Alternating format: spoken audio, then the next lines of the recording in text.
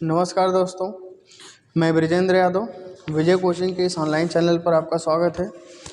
हम लोग UP special पढ़ रहे थे, यूपी स्पेशल की एक श्रृंखला, और उसमें हम लोग उत्तर प्रदेश का बेसिक परिचय, भौगोलिक अवस्थिति, अक्षांश देशांतर, लंबाई चौड़ाई, उत्तरी दक्षिणी जिले, पूर्वी पश्चिमी जिले, ये सारी चीज़ें पढ़ चुके थे। और हम लोग दूसरे चैप्टर में पहुंचे थे, जो यहाँ का एक इम्पॉर्टेंट चैप्टर यूपी स्पेशल का, जिसको हम बोलते हैं उत्तर प्रदेश संस्कृति के बारे में, कला संस्कृति के बारे में, मेला के बारे में। तो यहाँ आज इस टॉपिक में हम लोग क्या पढ़ेंगे, उत्तर प्रदेश के चित्रकला और मूर्तिकला के जो प्रमाण मिले हैं, जो साक्ष्य मिले हैं, उनके बारे में हम लोग चर्चा करेंगे। और उत्तर प्रदेश में जो संगीत कला है या संगीत क्षेत्र हैं, संगीत के क्षेत्र में कौन कौन से घराने हैं, उनमें कौन कौन से प्रसिद्ध व्यक्तित्व हुए हैं, उन सब के बारे में पढ़ेंगे। तो चलिए शुरू किया जाए। जैसा कि सामने लिखा है कि उत्तर प्रदेश में चित्रकला एवं मूर्ति कला, तो यहाँ पर हमको ये देखना है कि उत्तर प्रदेश में जो प्राचीन काल में, मध्यकाल में, आधुनिक काल में चित्रकला और मूर्तिकला के प्रमाण मिले हैं, वो कहाँ कहाँ से मिले हैं, किन स्थानों से मिले हैं, क्या विशेषता है उनकी, उससे।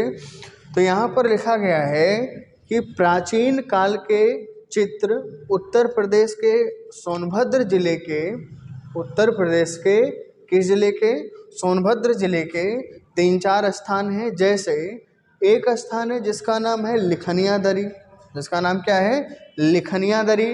फिर है मानिकपुर, होशंगाबाद, जोगीमारा और रायगढ़।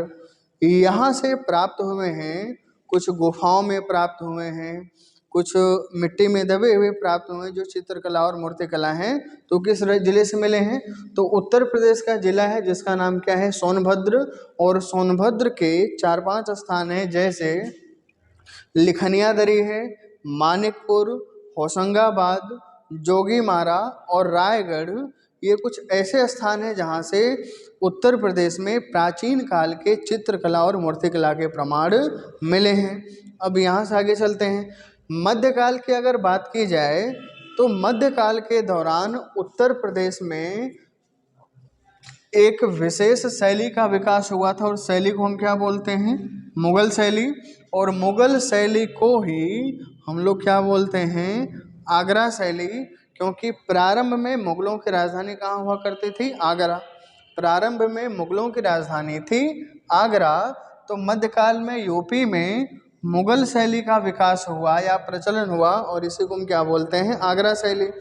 और ये जो मुगल शैली है, अगर आपसे पूछा जाए कि भारत में मुगल शैली का नींव किसने डाला, मुगल शैली भारत में शुरू किसने किया, तो भारत में मुगल शैली को शुरुआत करने का श्रेय जाता है किसको, हुमायूं को। भारत में मुगल शैली की शुरुआत किसने किया, हुमायूं ने किया। और हुमायूं ने इसके लिए फारस से चित्रकारों को बुलाया था। हुमायूं ने इसके लिए फारस से चित्रकारों को बुलाया था। और हुमायूं के दरबार के 2 प्रसिद्ध चित्रकार थे, एक थे मीर सैयद अली और दूसरे थे ख्वाजा अब्दुल समद। बहुत ही इम्पॉर्टेंट हैं क्योंकि इनसे कई बार सवाल पूछा गया है। कौन कौन से चित्रकार थे, तो एक थे मीर सैयद अली और दूसरे थे ख्वाजा अब्दुल समद। इनको हुमायूं ने कहाँ से बुलवाया था, फारस से। और इन चित्रकारों ने भारत में हुमायूं के शासनकाल में चित्रकारी को अपने शुरू किया और उसको ऊंचाई तक पहुंचाया। और जो अब्दुल समद थे, ख्वाजा अब्दुल समद चित्रकार, इन्होंने अपने चित्रों को एक बुक में संकलित किया था। जो इनके द्वारा चित्र बनाए गए थे, उन चित्रों को एक जब कलेक्शन के रूप में किया गया तो उसको नाम क्या दिया गया, इसको नाम दिया गया गुलशन चित्रावली। गुलशन चित्रावली क्या है, अब्दुल समद के चित्रों का संकलन है। अब्दुल समद के चित्रों के संकलन को कहा जाता है गुलशन चित्रावली। तो यहाँ से सवाल पूछा हुआ है कि हुमायूं के दरबारी चित्रकार कौन थे, तो यहाँ पर हुमायूं के 2 दरबारी चित्रकार थे, मीर सैयद अली और ख्वाजा अब्दुल समद। अब यहाँ से आगे बढ़ते हैं। चित्रकला अगर देखी जाए कि अभी तक तो चित्रकला को एक अलग विभाग के रूप में स्थापित नहीं किया गया था, लेकिन भारत में चित्रकला को एक अलग विभाग के रूप में पहली बार स्थापित करने का श्रेय किसको जाता है? तो अकबर को जाता है। अकबर ने अलग से एक चित्रकला विभाग की स्थापना करवाया। जैसे कि अन्य विभाग थे, सेना के अलग विभाग थे, वित्त के अलग विभाग थे, कृषि के अलग विभाग थे, तो उसी प्रकार से अकबर ने चित्रकला के लिए एक अलग से विभाग की स्थापना करवाया। आगे चलते हैं। दशवंत, बसावन, महेश, लाल मुकुंद और सावल दास ये मुगल कालीन चित्रकार थे। ये क्या थे? मुगल कालीन चित्रकार थे। इनसे भी सवाल पूछे जाते हैं कि निम्नलिखित में से कौन से मुगल कालीन चित्रकार हैं या नहीं हैं। तो यहाँ पर 5-6 चित्रकारों का नाम आप जरूर याद रखिएगा। कौन कौन? दशवंत, बसावन, महेश, लाल मुकुंद, सावल दास, और ऊपर 2 नाम हैं सैयद अली और ख्वाजा अब्दुल समद। ये सभी चित्रकार किस काल के थे?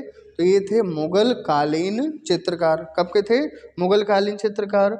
और मुगल काल के दौरान जहांगीर का शासनकाल चित्रकार के लिए चित्रकला के लिए स्वर्णकाल माना जाता है, क्योंकि चित्रकला का सर्वाधिक विकास किसके समय में हुआ? तो हुआ था जहांगीर के शासनकाल में। जैसे सवाल पूछा जाता है कि मुगल काल के दौरान स्थापत्य कला का स्वर्णकाल किसको बोलते हैं? तो हम बोलते हैं शाहजहां के काल को। शाहजहां ने अपने शासनकाल के दौरान भारत में बहुत ही मतलब कह सकते हैं कि अद्वितीय भवनों का निर्माण करवाया। जैसे लाल किला हो गया, ताजमहल हो गया, अन्य जो उनके द्वारा निर्मित भवन थे। तो इसी कारण से शाहजहां को क्या बोलते हैं? भारत में मुगल काल का स्वर्णकाल कहा जाता है। ठीक वैसे ही जहांगीर के शासनकाल को मुगल चित्रकला का क्या बोलते हैं? स्वर्णकाल। और यहीं से एक सवाल और बनता है कि पूरे भारत के इतिहास का स्वर्णकाल किसको बोलते हैं? तो पूरे भारत के इतिहास को स्वर्णकाल कहा जाता है गुप्त काल को। पूरे भारत के इतिहास का स्वर्णकाल किसको बोलते हैं? गुप्त काल को। तो यहाँ पर मुगल चित्रकला का स्वर्णकाल किसको बोलते हैं? जहांगीर के शासनकाल को। ठीक, आगे बढ़ते हैं। भारत कला भवन की स्थापना बीएचयू में की गई थी। भारत कला भवन की स्थापना बीएचयू में की गई थी। और कब की गई थी? वर्ष 1950 में। भारत कला भवन की स्थापना वर्ष 1950 में बीएचयू में की गई थी। और ये जो भारत कला भवन जो स्थापित किया गया था बीएचयू में, और बीएचयू कहाँ पर है? बनारस में। फिर आगे क्या है? कला एवं शिल्प महाविद्यालय। कला एवं शिल्प महाविद्यालय के जो प्रथम आचार्य थे, प्रथम प्राचार्य, इनका नाम क्या था? असित कुमार हलदार। ये हमारे लिए इम्पॉर्टेंट है, इनसे भी सवाल पूछा गया है कि कला एवं शिल्प महाविद्यालय के प्रथम प्राचार्य कौन थे? तो हमारा आंसर क्या होगा? असित कुमार हलदार। और ये किसके शिष्य थे? तो ये देवेंद्र नाथ टैगोर के शिष्य हुआ करते थे, असित कुमार हलदार। और ये बनते हैं लखनऊ में स्थापित कला एवं शिल्प महाविद्यालय के प्रथम प्राचार्य। और असित कुमार हलदार ने उत्तर प्रदेश में 2 शैली का विकास किया। कौन सी शैली? एक है वास शैली और एक है टेम्पा शैली। ये सवाल पूछा हुआ है कि वास शैली और टेम्पा शैली का जनक किससे कहा जाता है, या इसका आविष्कार किसने किया? तो हम क्या बोलते हैं? असित कुमार हलदार। और इन्हीं दोनों शैलियों को हम क्या बोलते हैं? लखनऊ शैली। किसको किसको? एक है वास शैली और एक है टेम्पा शैली। और वर्ष 1956 में सुधीर रंजन खास्तगीर को कला एवं शिल्प महाविद्यालय का प्राचार्य बनाया गया। वर्ष 1956 में सुधीर रंजन खास्तगीर को कला एवं शिल्प महाविद्यालय का प्राचार्य बनाया गया। और इनको कहा जाता है कला एवं शिल्प महाविद्यालय का सूर्य। मोस्ट इम्पॉर्टेंट क्वेश्चन है, यहाँ से ये सवाल पूछा गया है कि कला एवं शिल्प महाविद्यालय का सूर्य किसको बोलते हैं? तो ये सूर्य कहे जाते हैं कौन? सुधीर रंजन खास्तगीर। और सुधीर रंजन खास्तगीर कब नियुक्त हुए थे? वर्ष 1956 में। ठीक, ये तो हो गई चित्रकला की बात।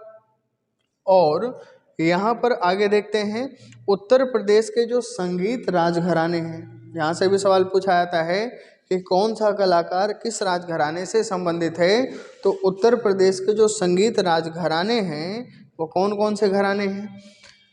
आगरा घराना है, लखनऊ घराना है, बनारस घराना है, सहारनपुर घराना, रामपुर घराना, खुर्जा घराना। ये जो खुर्जा घराना है, कभी सवाल पूछा जाए कि खुर्जा घराना कहाँ पर था या कहाँ पर है, तो खुर्जा घराना का संबंध कहाँ से है? अलीगढ़ से है। फिर फतेहपुर घराना, प्रयागराज घराना, शाहजहाँपुर घराना। ठीक, कौन कौन से घराने हैं? आगरा, लखनऊ, बनारस, सहारनपुर, रामपुर, खुर्जा, फतेहपुर, प्रयागराज और शाहजहाँपुर। ये तो मुख्य रूप से संगीत के घराने हैं। एक घराना और है, कौन सा? जिसको हम क्या बोलते हैं? रामपुर घराना। कौन सा है? रामपुर घराना। अब यहाँ से इन घरानों से कौन कौन से सवाल पूछे गए हैं, कौन कौन से इंपॉर्टेंट व्यक्तित्व हैं, थोड़ा सा इनके बारे में समझते हैं। जैसे जो आगरा घराना है, आगरे घराने को ही हम क्या बोलते हैं? कव्वाल बच्चा घराना। आगरे घराने को या आगरा घराना का दूसरा नाम क्या है? कव्वाल बच्चा घराना। और दूसरा घराना हमारा कौन सा है? लखनऊ घराना। और लखनऊ घराने की शुरुआत किससे मानी जाती है? तो ये यहाँ के जो नवाब थे वाजिद अली शाह। कौन थे? वाजिद अली शाह। वाजिद अली शाह इस लखनऊ घराने के जनक माने जाते हैं या संस्थापक माने जाते हैं। और वाजिद अली शाह के काल को अवध कला का क्या बोलते हैं? स्वर्ण काल। अवध संगीत कला का स्वर्ण काल किसको कहा जाता है? वाजिद अली शाह को। और ये जो लखनऊ घराना है, लखनऊ घराना किसके लिए प्रसिद्ध है? ये ख्याल गायकी और ध्रुपद गायकी के लिए सबसे फेमस घराना है। ये गायकी की एक विधा है जिसमें गाना गाया जाता है, शास्त्रीय संगीत, लोक संगीत, इन चीज़ों को। तो लखनऊ घराना किसके लिए प्रसिद्ध है? लखनऊ घराना प्रसिद्ध है ख्याल गायकी और ध्रुपद गायकी। किसके लिए? ख्याल और ध्रुपद गायकी। और ये जो वाजिद अली शाह हैं, वाजिद अली शाह से सवाल पूछा गया है कि ये किस उपनाम से संगीत के लिए बंदिशें तैयार करते थे। बंदिश का मतलब होता है कि संगीत को लिखना, उसको धुन में पिरोना, उसका निर्माण करना। तो इसको हम क्या बोलते हैं? बंदिश बोलते हैं। तो वाजिद अली शाह अख्तर पिया उपनाम से संगीत के लिए बंदिशें क्या करते थे? तैयार करते थे। ये मोस्ट इम्पॉर्टेंट सवाल है, ये पूछा हुआ सवाल है कि वाजिद अली शाह किस नाम से बंदिशें तैयार करते थे। तो हमारा आंसर क्या होगा? अख्तर पिया। और वाजिद अली शाह के ही एक दरबारी थे जिनका नाम क्या था? बिंदादीन। और बिंदादीन किस उपनाम से तैयार करते थे? तो ये करते थे सनद पिया उपनाम से। ये सनद पिया उपनाम से संगीत के लिए बंदिशें तैयार करते थे। ये हमारे लिए मोस्ट इम्पॉर्टेंट है दोनों। कौन कौन? वाजिद अली शाह और बिंदादीन। वाजिद अली शाह किस नाम से तैयार करते थे? अख्तर पिया उपनाम से। और बिंदादीन तैयार करते थे सनद पिया उपनाम से। ठीक, अब यहाँ से आगे चलते हैं, अगला घराना देखते हैं। अगला घराना के रूप में है हमारा बनारस घराना। कौन सा? बनारस घराना। और बनारस घराना किसके लिए प्रसिद्ध है? तो ये ठुमरी के लिए, टप्पा के लिए, और कौन सा है? कजरी के लिए, चैती के लिए। ये जो गायन है ठप्पा, ठुमरी, कजरी, चैती, इन सब के लिए प्रसिद्ध है कौन सा घराना? बनारस घराना। और बनारस घराने से 2-3 संगीतकार हैं बहुत ही फेमस हैं। जैसे आपने नाम सुना होगा पंडित रविशंकर का। और पंडित रविशंकर क्या बजाते थे? सितार। इसीलिए कहा जाता है सितार वादक के रूप में बनारस घराने का सबसे प्रसिद्ध कौन था? तो संगीत सितार वादन के लिए बनारस घराने के लिए सबसे प्रसिद्ध कौन थे? तो ये थे पंडित रवि शंकर। फिर अगले हैं बिस्मिल्लाह खां, और बिस्मिल्लाह खां बनारस घराने के सबसे प्रसिद्ध शहनाई वादक थे। बिस्मिल्लाह खां बनारस घराने के सबसे प्रसिद्ध शहनाई वादक थे। और बनारस घराने से ही एक व्यक्ति और संबंधित थे, ठाकुर जयदेव सिंह। कौन है? ठाकुर जयदेव सिंह। और ठाकुर जयदेव सिंह को बनारस राजघराने का संगीत शास्त्र का पिता कहा जाता है। ठाकुर जयदेव सिंह को बनारस राजघराने में संगीत शास्त्र का क्या बोलते हैं? पिता बोलते हैं। फिर अगला घराना देखते हैं। अगला घराना कौन सा है? रामपुर घराना। और रामपुर घराने से कौन संबंधित थे? अमीर खुसरो। नाम आपने सुना होगा अमीर खुसरो का, कि अमीर खुसरो किस घराने से संबंधित थे? तो अमीर खुसरो संबंधित थे रामपुर घराने से। वही रामपुर जहाँ के संगीत बहुत फेमस है। यहाँ पर जो अमीर खुसरो थे, इन्होंने अपने खड़ी बोली के विकास में भी काफ़ी योगदान दिया था। फिर अगला घराना कौन सा है हमारा? प्रयागराज घराना, इलाहाबाद घराना, या इसको हम क्या बोलते हैं? प्रयागराज घराना। और प्रयागराज घराने के प्रसिद्ध व्यक्तित्व के रूप में कौन है? हरिप्रसाद चौरसिया। और हरिप्रसाद चौरसिया क्या बजाते हैं? बांसुरी वादक थे। हरिप्रसाद चौरसिया बांसुरी वादक थे। और ये किस घराने से संबंधित थे? राज घराने से। समझ में आया? अब यहाँ पर राजघरानों का नाम एक बार फिर से देख लेते हैं, कौन कौन से राजघराने हैं तो बहुत सारे। आगरा, लखनऊ, बनारस, सहारनपुर, रामपुर, खुर्जा, फतेहपुर, प्रयागराज, शाहजहाँपुर, ये सारे उत्तर प्रदेश के क्या हैं? संगीत राज घराने। जैसे कि टॉपिक यहाँ पर हमने क्या लिखा है? संगीत राज घराने। अब उत्तर प्रदेश में या भारत के सभी राज्यों में जो लोकल स्तर पर, क्षेत्रीय स्तर पर गाने गाए जाते हैं, जिसको हम बोलते हैं लोकगीत, आम जनमानस के द्वारा गाए जाने वाले गानों को हम क्या बोलते हैं? लोकगीत कहते हैं। और इन लोकगीतों में कौन कौन से लोकगीत हैं जो उत्तर प्रदेश में गाए जाते हैं? जैसे कजरी हो गया, बिरहा, नटका, चौलर, सोहनी, कराही, रोपनी, कहरवा, गारी, सोहर, होरी, कव्वाली और आल्हा। ठीक, ये जो लोकगीत हैं, ये लोकगीत मुख्य रूप से प्रचलित कहाँ पर हैं? तो ये लोकगीत मुख्य रूप से प्रचलित हैं हमारे उत्तर प्रदेश में।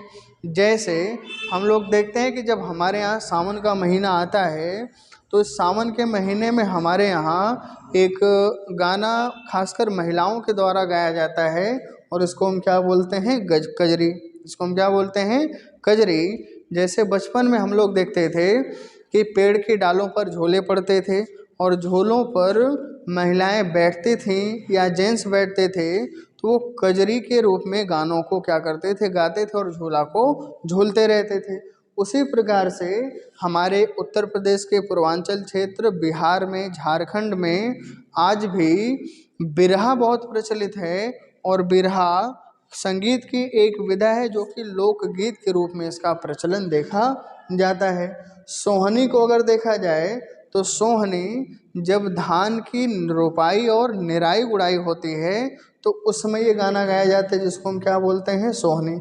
कराही, आप देखते होंगे कि हमारे उत्तर प्रदेश में साल भर में जो गांव के देवता होते हैं, उन गांव के देवता लोगों को, देवी देवताओं को कड़ाही चढ़ाया जाता है, तो उस समय जो गाना गाया जाता है इसको हम क्या बोलते हैं? कराही। तो इसी प्रकार से और भी बहुत सारे लोकगीत हैं, और इन सभी लोकगीतों का संबंध किस क्षेत्र से है? तो इन सभी लोकगीतों का संबंध है आपके उत्तर प्रदेश से। ठीक, तो एक बार इसको सरसरी निगाह से थोड़ा सा फिर से देख लेते हैं। अगर बात की जाए उत्तर प्रदेश में चित्रकला और मूर्तिकला के, तो इसके सबसे प्राचीन प्रमाण कहाँ से मिलते हैं? सोनभद्र में। और सोनभद्र में कहाँ कहाँ से मिलते हैं? लिखनिया दरी, मानिकपुर, होशंगाबाद, जोगीमारा और रायगढ़ यहाँ से मिलते हैं। और मध्यकाल में यूपी में चित्रकला की मुगल शैली का विकास हुआ, और मुगल शैली को ही हम क्या बोलते हैं, आगरा शैली। और इस मुगल शैली या आगरा शैली का भारत में अगर जनक पूछा जाए, जन्मदाता, तो वो है हुमायूं। और हुमायूं ने फारस से 2 चित्रकार बुलाए थे, कौन कौन, मीर सैयद अली और ख्वाजा अब्दुल समद। और जो ख्वाजा अब्दुल समद थे, इनके द्वारा जो बनाए गए चित्र थे, इन चित्रों को जो संकलित किया गया, उस संकलन को हम क्या बोलते हैं, गुलशन चित्रावली कहते हैं। और मुगल काल के जो अन्य चित्रकार थे, कौन कौन, दसवंत, बसावन, महेश, लाल मुकुंद और सावलदास। और ऊपर 2 हैं, मीर सैयद अली और ख्वाजा अब्दुल समद। और चित्रकला विभाग की अलग से विभाग के रूप में स्थापना किसने किया, तो अकबर ने किया था। और मुगल काल के दौरान चित्रकला अपने स्वर्ण युग को प्राप्त करता है, किसके शासनकाल में, जहांगीर। मतलब जहांगीर के शासनकाल में चित्रकला का सर्वाधिक विकास हुआ था। और उसी प्रकार से भारत कला भवन की स्थापना वर्ष 1950 में हुई थी। ये आपके लिए इम्पॉर्टेंट है, ये सवाल पूछा हुआ है कि भारत कला भवन की स्थापना कब हुई, 1950 में। और कहाँ पर हुई थी, तो इसको हम क्या बोलते हैं, BHU में हुई थी। और कला एवं शिल्प महाविद्यालय की स्थापना कहाँ पर हुई, कहाँ पर हुई थी, लखनऊ में। और इसके प्रथम प्राचार्य कौन थे, असित कुमार हलदार थे। और ये किसके शिष्य थे, तो ये थे देवेंद्र नाथ टैगोर के शिष्य। और इन्होंने लखनऊ शैली का विकास किया। और लखनऊ शैली के रूप में इन्होंने 2 शैलियों, वास शैली या टेम्पा शैली का विकास किया। वास शैली और टेम्पा शैली को ही सम्मिलित रूप से हम क्या बोलते हैं, लखनऊ शैली। और वर्ष 1956 में सुधीर रंजन खास्तगीर को कला एवं शिल्प महाविद्यालय का क्या बनाया गया, प्राचार्य बनाया गया। और इनको कहा जाता है कला एवं शिल्प महाविद्यालय का शौर्य। मतलब इनके शासनकाल में कला एवं शिल्प का सर्वाधिक विकास इस कॉलेज का नाम हुआ था। तो ये चीज़ें आज की हो गई। अब यहाँ से नेक्स्ट टॉपिक में ये जो चीज़ हम लोगों ने लिखा है, उत्तर प्रदेश के लोकगीत, ठीक, ये क्या है, ये हैं उत्तर प्रदेश के लोकगीत। तो उत्तर प्रदेश के लोकगीत के बारे में नेक्स्ट टॉपिक में हम यहाँ से थोड़ा सा आगे पढ़ेंगे। और लोकगीत के साथ साथ जो यहाँ पर लोक नृत्य हैं, कौन सा नृत्य किस क्षेत्र में किया जाता है, उसकी क्या विशेषता है, किस जाति के द्वारा किया जाता है, उन सब के बारे में हम लोग देखते हैं। मिलते हैं तब तक नेक्स्ट टॉपिक में। जय हिंद, जय भारत।